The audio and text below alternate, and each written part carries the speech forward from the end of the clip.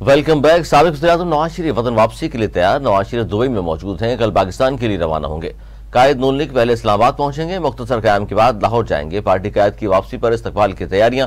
साबिक वज़ीर-ए-आज़म नवाज शरीफ के इस्तकबाल के लिए मुल्क भर से काफिले लाहौर की जानिब रवा दवा। मीनार पाकिस्तान ग्राउंड में स्टेज तैयार हो गया। 21 अक्टूबर को नून लीग के कायद की वापसी के लिए सिक्योरिटी ट्रैफिक प्लान तश्कील दे दिया गया।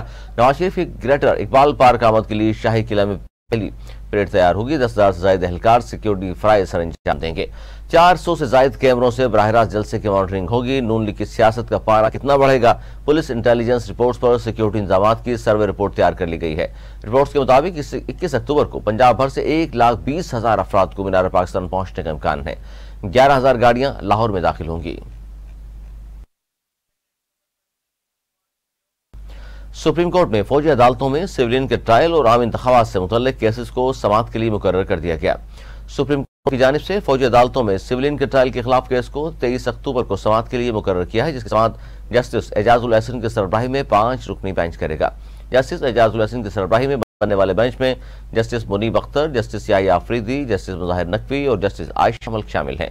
अदालत उज़्मा ने समाअत के हवाले से फरीकैन को नोटिस जारी कर दिए हैं।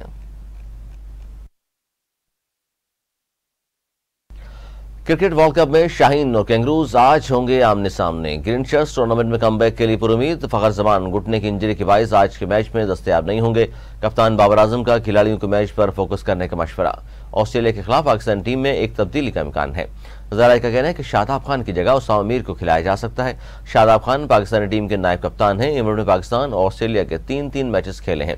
पाकिस्तान ने 2 मैचों में कामयाबी हासिल की है, जबकि 1 मैच में शिकस्त हुई है। यूं वो 4 पॉइंट्स के साथ टेबल पर चौथे नंबर पर है। दूसरी जानिब ऑस्ट्रेलिया ने 1 मैच जीता है, जबकि 2 मैचों में से शिकस्त का मुंह देखना पड़ा। इस तरह उसके 2 पॉइंट्स हैं और पॉइंट्स टेबल पर इसकी पोजीशन 6ठे नंबर पर है।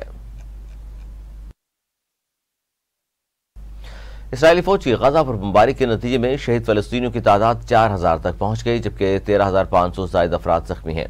अमेरिकी टीवी के मुताबिक इसराइल की जमीनी फौज को गाजा में कार्रवाई के लिए ग्रीन सिग्नल दे दिया गया है, जिसके बाद हमास के रहनुमा इस्माइल हनिया ने अरब और मुस्लिम दुनिया से अपील की है कि वो इसराइल की जानिब मार्च करे ताकि मजलूम फलस्तीनियों को सहूनी जाहिरियत से बचाया जा सके।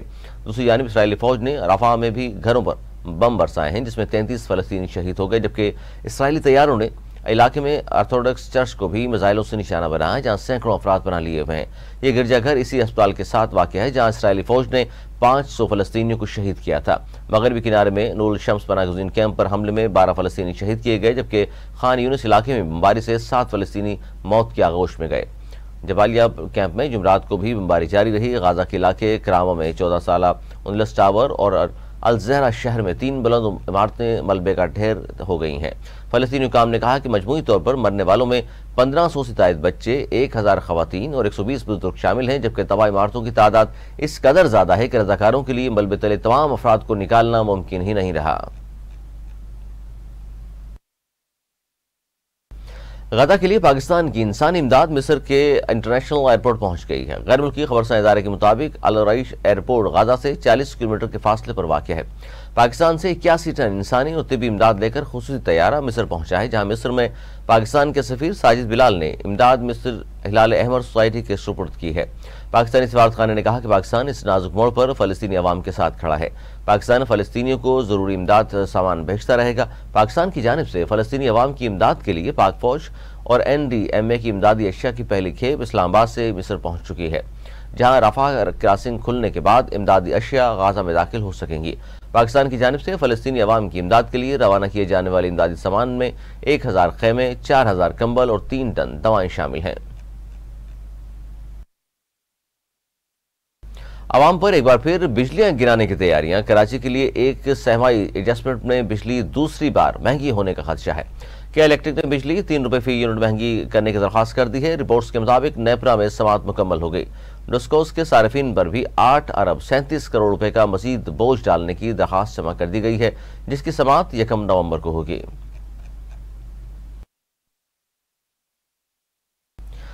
पीपल्स पार्टी के रहनुमा फैसल करीम कुंडी ने कहा है कि नवाज शरीफ के साथ नाइंसाफी हुई है। नवाज शरीफ को सजा हो चुकी, आप जेल से गए हैं, वापस जेल जाना पड़ेगा। सिलेक्शन अब मुल्क में चलने वाली नहीं। उन्होंने कहा कि राहदारी जमानत शर्जील मेमन को भी मिली थी। नून लीग की हुकूमत में शर्जील मेमन को FIA जहाज से लेकर गई थी। फैसल करीम कुंडी ने कहा कि मुल्क में गद्दार और मुहिब वतन की म्यूजिकल चेयर चल रही है। الیکشن کا چاند ہمیں نظر نہیں آ رہا۔ پیپلز پارٹی رہنما نے مزید کہا کہ آئین میں تو نہیں لکھا کہ نواز شریف آئیں گے تو الیکشن ہوں گے، ہمیں ابھی بھی الیکشن پر شک ہے۔ الیکشن کا شیڈول ابھی تک نہیں آیا۔ فیصل کنڈی نے کہا کہ ہم کہتے ہیں الیکشن شیڈول دیں تاکہ ہم الیکشن مہم شروع کریں۔ امریکی صدر جو بائیڈن نے غزہ جنگ کو یوکرین سے جوڑ دیا۔ روسی صدر پیوٹن نے حماس سے موازنہ بھی کیا، جبکہ اسرائیل اور یوکرین کے لیے کانگریس میں مزید فنڈنگ مانگی ہے۔ ٹی وی پر اپنے خطاب میں امریکی صدر جو بائیڈن نے کہا کہ پڑوسی جمہوریت کو مکمل طور پر ختم کرنے کا ارادہ دونوں میں مشترکہ ہے۔ انہوں نے کہا کہ امریکہ فلسطینی عوام کے وقار اور خود ارادیت کے حق کے لیے پرعزم ہے۔ حماس کے دہشت گردوں کی کارروائیاں اس حق کو چھین نہیں سکتی۔ امریکی صدر جو بائیڈن نے کہا کہ اسرائیل میں ایسے لوگوں کو دیکھا جو مضبوط، پرعزم، صدمے اور گہرے درد میں ہیں۔ انہوں نے کہا کہ فلسطینی اتھارٹی کے صدر محمود عباس سے بھی بات کی۔ فلسطینیوں کی زندگی کے المناک نقصان سے دل شکستہ ہوں۔ غزہ اسپتال میں ہونے والا دھماکہ اسرائیلیوں نے نہیں کیا تھا۔ صدر جو بائیڈن نے کہا کہ ہم معصوم فلسطینیوں کو نظر انداز نہیں کر سکتے جو صرف امن کے ساتھ رہنا چاہتے ہیں۔ حماس اور پیٹن مختلف خطرات کی نمائندگی کرتے ہیں۔ امریکی صدر نے کہا کہ حماس کا مقصد اسرائیلی ریاست کی تباہی اور یہودیوں کا قتل عام ہے۔ حماس فلسطینی عوام کی نمائندگی نہیں کرتی۔ حماس فلسطینی شہریوں کو انسانی ڈھال کے طور پر استعمال کرتی ہے۔ اس کی وجہ سے بے گناہ فلسطینی خاندانوں کو شدید مشکلات کا سامنا ہے۔ اقوام متحدہ کے سیکرٹری جنرل انتونیو گوتریس نے حماس اور اسرائیل کے درمیان فوری طور پر جنگ بندی کا مطالبہ کر دیا ہے۔ اقوام متحدہ کے سیکرٹری جنرل انتونیو گوتریس نے مشرق وسطیٰ میں انسانی بنیادوں پر جنگ بندی کا مطالبہ کرتے ہوئے کہا کہ بہت ساری زندگیاں اور پورے خطے کی قسمت خطرے میں ہے۔ انتونیو گوتریس نے اپنے بیان میں کہا کہ غزہ کو بنیادی امدادی سامان کی فوری ضرورت ہے۔ ہمیں تیز رفتاری کے ساتھ اور کسی بھی قسم کی رکاوٹ کے بغیر غزہ میں امداد پہنچانے کی ضرورت ہے۔ ان کا اپنے بیان میں مزید کہنا تھا کہ غزہ پر بڑے پیمانے پر خوراک، پانی، دوائی اور ایندھن کی ضرورت ہے۔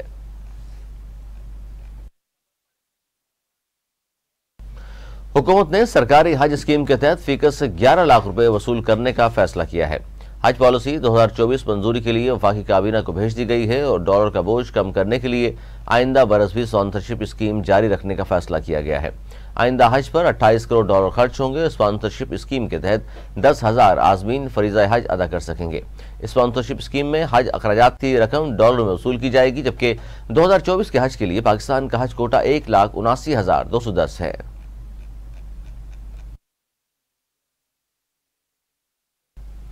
نیوز اسٹوڈیو سے فی الحال اتنا ہی۔ مزید نیوز اپڈیٹس کے لیے دیکھتے رہیے اردو نیوز نیٹ ورک۔